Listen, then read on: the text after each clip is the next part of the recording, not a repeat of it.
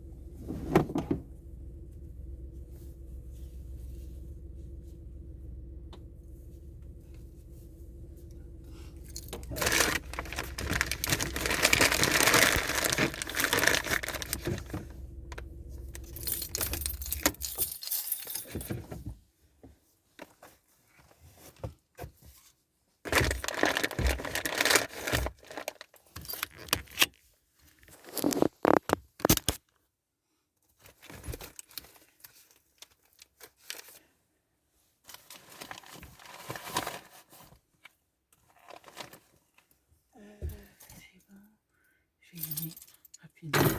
Quelle heure est-il?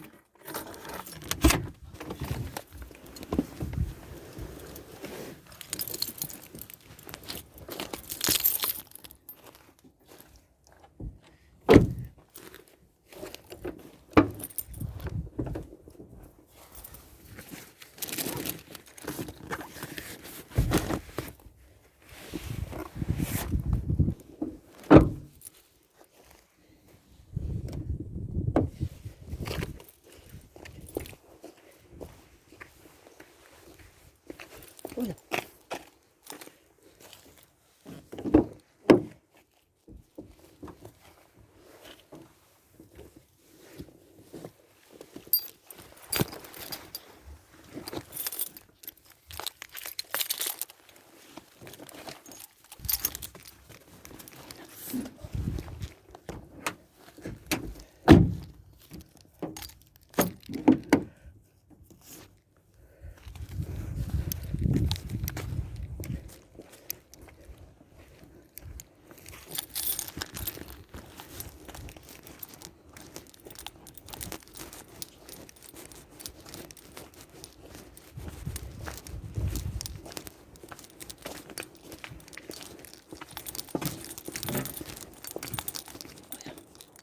L'entrée, c'est par où?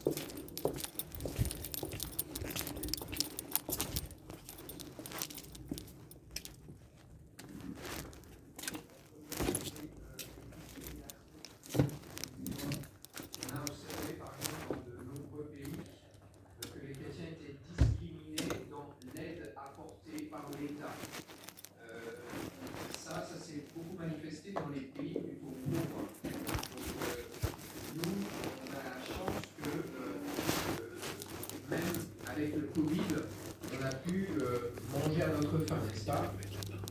Mais il y a de nombreux pays où si vous n'allez pas travailler, il n'y a pas d'argent pour se nourrir. C'est aussi simple que ça.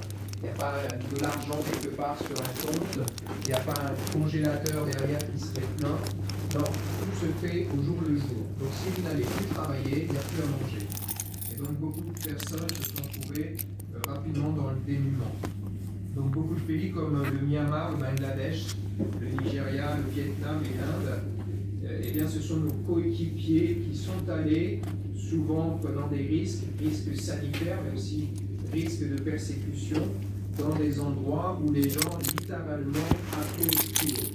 Ils appelaient nos coéquipiers sur place en disant « On n'a pas mangé depuis plusieurs jours, si vous ne donnez pas notre aide, on va finir par mourir. » Donc c'était vraiment des appels au secours, et on a pu aider comme ça, par exemple en Inde, environ 100 000 chrétiens, et dans 80% des cas, ces personnes avaient été refoulées de l'aide alimentaire gouvernementale.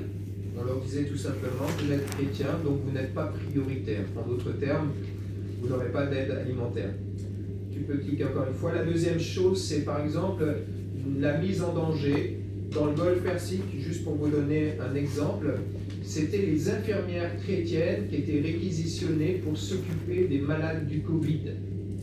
Et au départ, ça se faisait sans masque. Et puis, des accusations aussi qui sont portées contre les chrétiens. Vous savez que ça a existé aussi chez nous en France.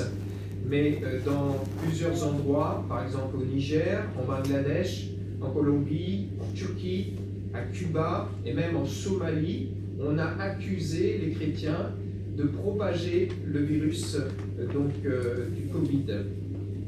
En Somalie, par exemple, le groupe Al-Shabaab, que vous avez vu tout à l'heure sur cette vidéo, a déclaré que c'était les chrétiens, les forces croisées, donc ça veut bien dire ce que ça veut dire, qui ont envahi le pays et les mécréants qui les soutiennent, ce sont eux qui propagent ce virus.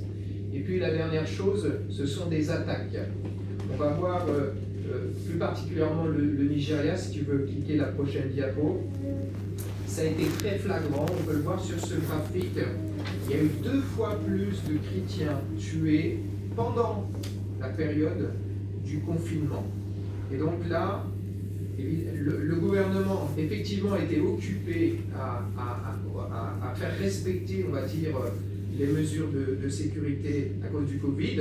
Et pendant ce temps-là, le groupe tristement célèbre Boko Haram, groupe djihadiste, en a profité pour attaquer les chrétiens. On va voir une courte vidéo, vous allez voir des témoignages de quelques survivants d'un village.